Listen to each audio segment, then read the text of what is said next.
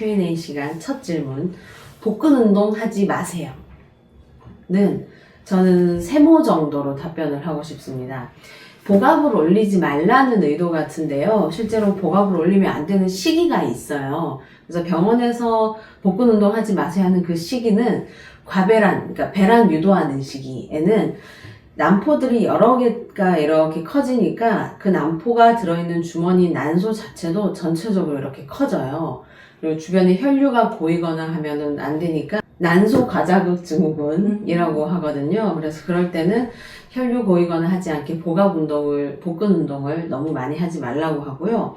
두 번째는 이식하는 시기, 배아 이식하는 시기에도 자궁이 그냥 혹시나 수축할까봐 그냥 평온한 상태로 해서 복압 유지하세요, 복근 운동 하지 마세요 라고 병원에서 따로 말씀을 주십니다. 그런 시기에는. 그리고 우리가 운동을 하다 보면은 유산소고 무산소고 이제 그거를 막론하고 우리 몸의 중심이 배잖아요. 그렇기 때문에 사실 복근 운동은 어느 정도 다 포함이 되어 있다고 볼 수 있어요. 그래서 이런 것까지 다 피해라 이런 얘기는 사실 아니고요.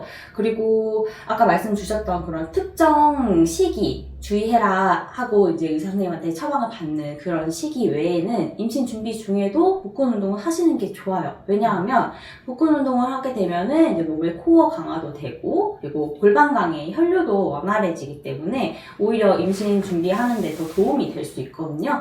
그렇기 때문에 아까 말씀드렸던 이제 복근 운동 하지 마세요. 여기 답변에 대해서 말씀드리면 답은 세모라고 말씀드릴 수 있겠습니다. 다음 질문은 이제 복부에 온찜질 해도 되나요? 반신욕 해도 되나요? 이것도 많이 물어보시는데 저희는 요거는 B, X라고 답변 드리겠습니다. 냉찜질이든 온찜질이든 복부 직접 자극은 안 하시는 게 좋습니다. 반신욕 같은 경우에도 골반 부위가 잠기기 때문에 이것도 추천드리지 않고 있어요. 수정란이나 배아는 온도 변화에 정말 너무 취약하거든요. 그렇기 때문에 이제 수정란이나 배아는 엄마의 몸 그냥 그대로의 체온이 그 친구들한테는 제일 적합하고 좋은 온도예요. 그래서 따로 내가 추가적으로 자극을 주거나 온도 변화를 주려고 노력하지는 않으셔도 됩니다. 그리고 실제로 복부를 저희가 겉에서 따뜻하게 한다고 그 속에 들어있는 자궁 난소까지 따뜻해지지는 않는다고 보기도 해요. 만약에 그런 경우에는 피부 쪽으로 혈류가 더 쏠리게 되니까 내가 필요한 자궁, 골반강 안에 혈액순환이 오히려 좀 떨어질 수도 있기 때문에 그냥 이러나 저러나 안 하시는 게 좋을 거는 같습니다. 네. 조격 정도는 아무 상관없어요. 조격. 발은 따뜻하게 하셔도 좋을 것 같아요. 그리고 먹는 것들 있죠. 병원에서 처방해주는 거 외의 영양제, 포도즙, 한방차, 홍삼, 추어탕, 카페인, 한약 이런 것들을 좀 하나하나 짚어보자면 다 뭉뚱그려서 설명을 드리긴 어렵고요. 일단은 산정 검사를 무조건 하셔요. 요즘 의학 너무 발달해 있는데 그 충분히 활용을 하시면 됩니다. 그래서 혈액 검사상 결핍이 뜨는 저희가 산정 검사에서 체크하는 것들이 있어요. 현대인들은 비타민 D, 열애합은 부족하거든요. 햇빛을 잘 못 봐서. 그러면 병원에서 하루에 몇 미리그램 드세요 라고 이렇게 말씀을 해 주시거든요. 그런 것들을 따로 챙겨 드시고, 그거 외에도 엽산은 임신하기 전 3개월 동안은 최소한 남편도 아내도 먹어야 되는 거는 잘 알고 계실 것 같아요.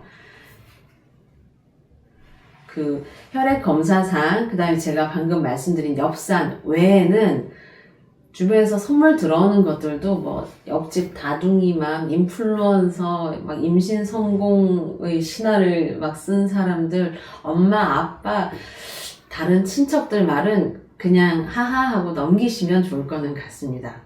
네. 이게 예전에 비해서 잘 먹고 잘 사는 시대가 왔기 때문에요. 음식조차 임산부한테 권하는 것들이 예전이랑 좀 달라져 있어요. 맞아요.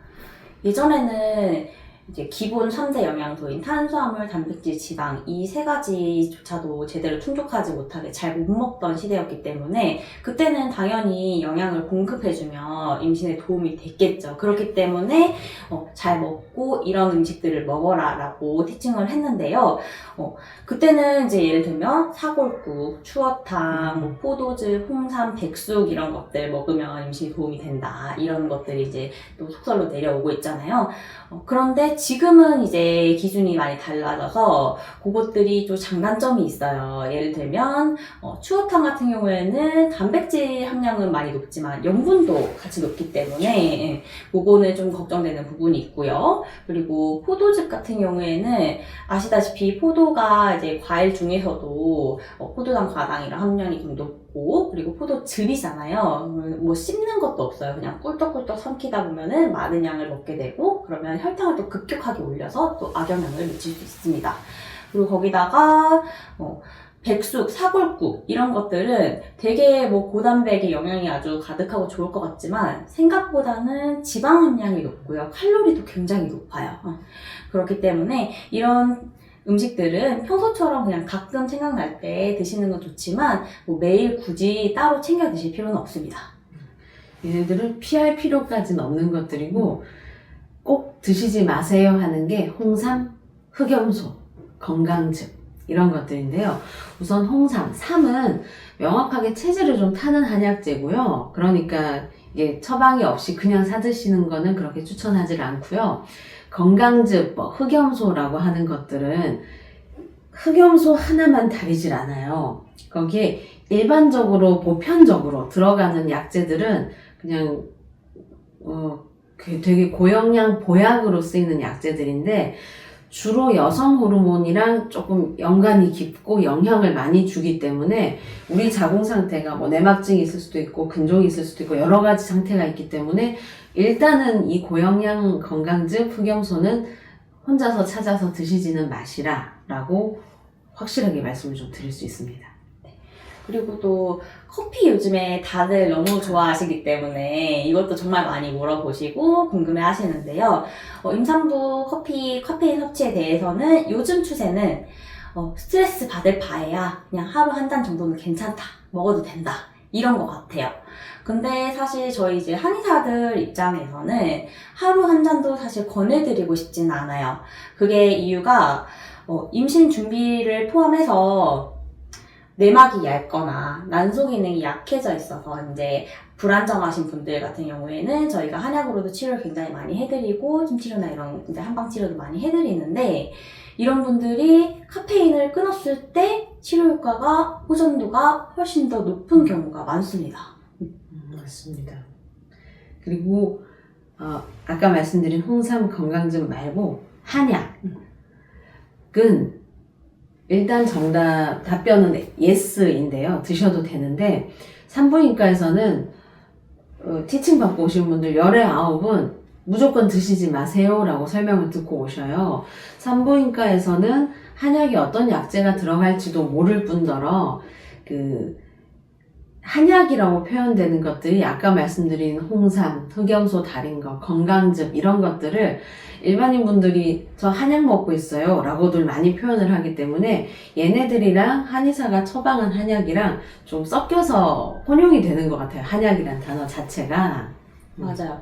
그리고 사실 이제 한약이라고 하면은 이제 시기별로도 다르게 목적에 따라서 처방이 되거든요. 예를 들면 임신 준비 중에는 착상을 보조하고 자궁 내막을 안정화하고 난소 기능을 강화해주는 이런 목적으로 한약을 처방을 하고 그리고 심지어 임신 중에도 저희가 한약 처방 많이 해요. 입덧 완화에 굉장히 효과 좋고요. 그리고 임신 중에 뭐 두통이나 요통이 있을 때 그리고 태반을 이제 불안정해서 약간 유산 위험이 있다라고 할 때도 그때 이제 아까 말씀하셨던 안태, 이제 태반 안정을 목적으로도 한약 처방을 굉장히 많이 하거든요. 그리고 효과도 굉장히 좋습니다.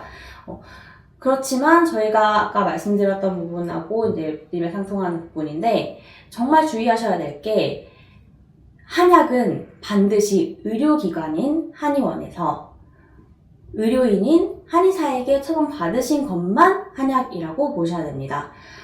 흔히들 시장 같은 데서 약재상 이런 데 가가지고 사드시거나 아니면 그냥 인터넷에서 뭐 자궁 안정 뭐 이런 거 쳐가지고 검색해가지고 그냥 클릭 몇 번으로 띡띡띡 해서 사는 그런 식품류들을 한약이라고 착각을 하시는 경우가 있는데요. 이거는 엄밀히 말해서 한약이 절대로 아니고 이제 한의원에 오셔서 한의사에게 처방을 받으실 경우에는 환자분의 몸 상태에 따라서 그리고 임신 준비 중이나 아니면 임신 중에 절대로 먹어서는 안 되는 그런 약재들 저희가 다 배제하고 맞춰서 안전하게 처방을 도와드리기 때문에 괜찮은데 식품류는 사실 뭐가 들어가는지 정확히 알 수 없고 내가 지금 이걸 먹어도 되는지 아닌지 모르기 때문에 이런 거를 함부로 구매해서 드시는 거는 절대 안 됩니다. 저는 임신 준비부터 임신 초기, 중기, 후기, 출산 후 그냥 살려고 한약을 계속 먹었기 때문에 일을 하면서 임신해 계신 분들은 태반이 좀 성글거나 뭐 아무 문제가 없는데 자궁수축, 배뭉침이 조금 자주 있거나 이런 경우들에는 그냥 기력 보강하는 임산부 보약 너무너무 좋기는 합니다. 계속 먹었습니다. 네. 맞아요. 한의사가 임신 중에 먹을 정도면은 얼마나 안전한지 내가 내 자신한테 처방을 할 정도로 안전하다라는 거니까 얼마나 괜찮은지 잘 아시겠죠?